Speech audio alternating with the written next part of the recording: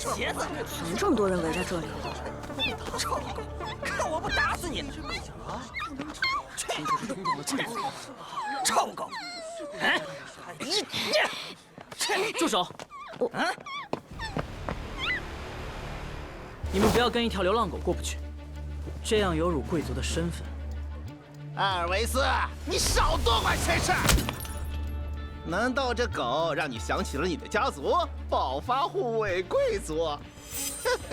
你根本就不配待这个。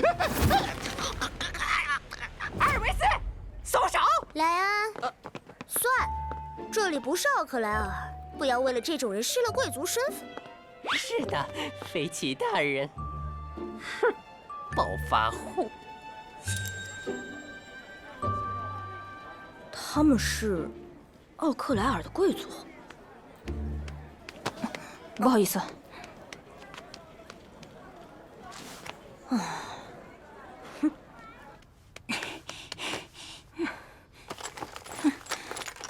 啊，馒头，渴了半天摸了个穷鬼。哎，真巧啊，我们的包一模一样啊！哼，不对，我身上的只是一包垃圾而已。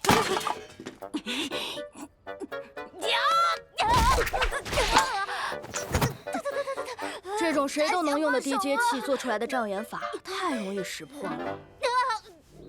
都不说持续时间和有效距离有多短，只要像我刚刚那样一拍，立马就现出了原形。你别瞧不起他，我上上下下一大家子，还得靠他吃饭呢。你能不能靠他吃饭？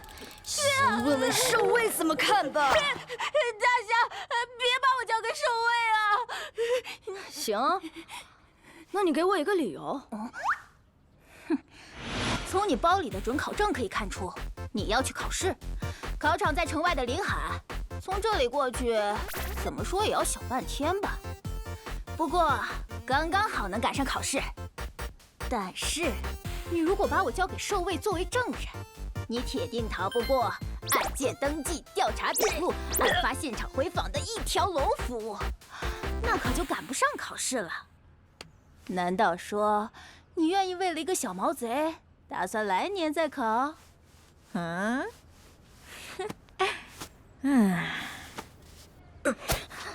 行，那我就放了你，但是你要答应我，以后不能再犯。真的，我要是答应你，我一大家子岂不会饿死？